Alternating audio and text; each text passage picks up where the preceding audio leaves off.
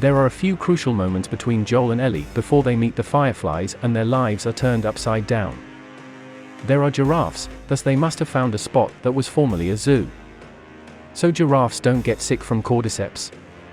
The giraffe might provide a useful vaccination, after all. Hello? What's going on here? Anyway, Joel tells Ellie something he should have told her a long time ago as they watch the giraffes. They need not go to the Firefly Research Facility, the hospital, or anywhere else. They may just relocate to Jackson, Wyoming with Tommy, where they will be able to enjoy a comfortable lifestyle complete with a loving family, good food, and maybe even the occasional movie. But no. Ellie is on a quest, and she aspires to act morally. After all, they've made it this far, right?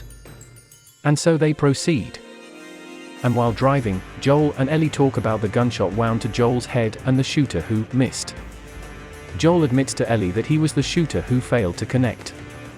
With Sarah's death, he lost all motivation to live and was prepared to die, but fate had other plans. Joel expresses his gratitude to Ellie by stating that he is relieved that things did not work out between them. He also makes some cryptic references to the idea that Ellie has, in effect, saved his life. Even Ellie is relieved that Joel's plan fell through. They are making their way through what seems to be an abandoned military base without incident. Up until a flashbang grenade erupts behind them.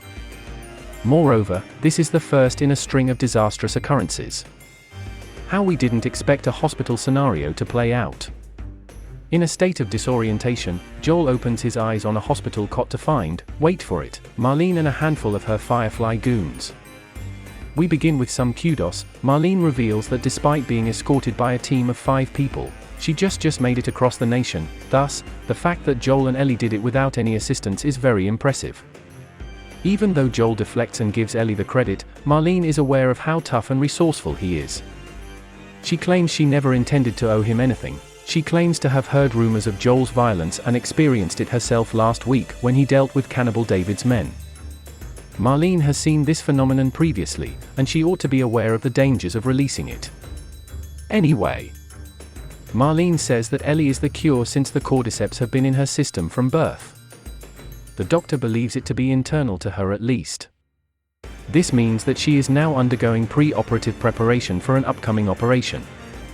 She attempts to play this off as nothing, but Joel is on to her. He has a keen eye. And he understands that this implies Ellie probably won't make it through the operation. Marlene insists it's the treatment, and with armed men protecting her, Joel has little room for debate. Marlene instructs the guys to help Joel leave the hospital and return home. What happened next? During their hike, Joel and Ellie are engaging in routine small conversation. Ellie, though, remains very reticent, much as at the show's outset. A bit down on one's luck. Not quite right. She begins telling Joel about the first person she had to murder, her closest friend Riley, without being prodded, Storm Reed, who we met back in episode 7. Every one of them was bitten. Both of them waited for things to calm down. Just one of them blinked in response. Ellie, therefore, had to attend to matters. Since this seems to be the last piece of information that has to be shared between them, it is crucial. For a masculine, silent, impersonal guy like Joel, Ellie may have been surprised that he shared news of his own suicide attempt.